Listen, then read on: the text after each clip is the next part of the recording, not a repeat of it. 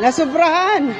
Panibagong training guys, bilang isang double ng artista. Enjoy watching, let's go! At dito nga ay kinakabit na yung kable na pag-harnessan sa akin. At kung nakikita nyo, ayan po yung kable na yan. Yan, nakatali na dyan dito sa taas na yan. At papunta naman dun sa dulong yon. So ganun kahaba yung pag-harnessan. At habang abala sila sa pagkakabit ng harness, ako naman dito ay tamang practice lang dahil wala pa naman akong ginagawa. So papawis muna.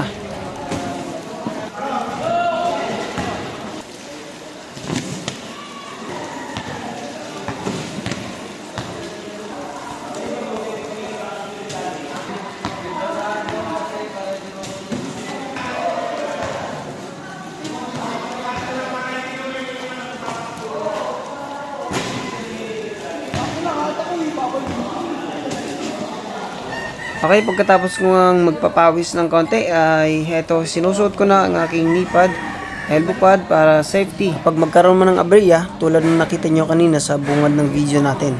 At dito naman ay kinakabit na yung harness para sa pagkakabitan ng kable nang sa ganun ay maumpisahan na yung training.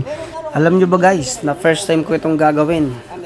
First time kong ma-harness. So, di ko alam kung anong balanse ang meron o gagawin sa ere kapag naiangat na. So, medyo, syempre, mangangapa tayo rito kung anong balanse ang kailangan gawin ng katawan ko rito para magawa ng maayos yung pag-harness. Konting angat muna para matansya kung gaano kataas at kababa.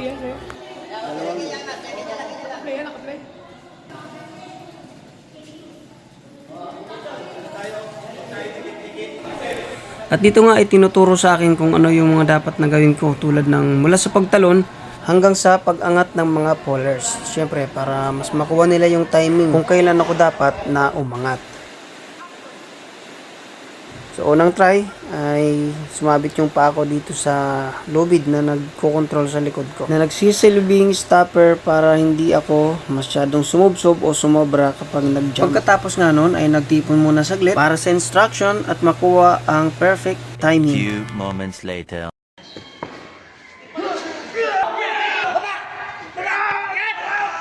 So yun lang naman ang eksena doon. So pagkatapos nga namin makuha yun at nagpahinga ng konti, so ito naman kabit ulit ng harness para naman sa susunod na eksena. So panoorin nyo lang yung iba pang mga magaganap dito sa training namin na ito.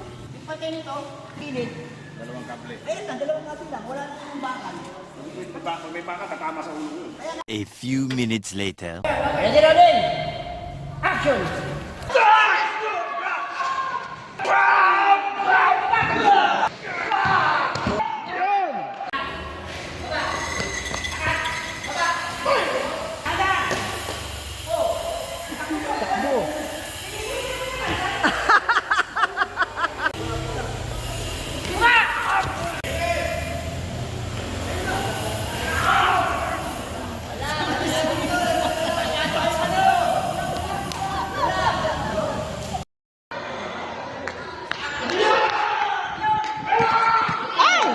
Ay! Nasobrahan!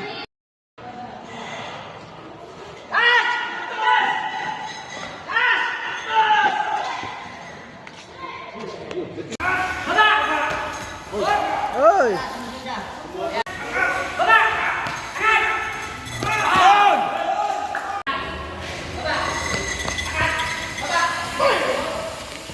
Sa wakas tapos na yung training.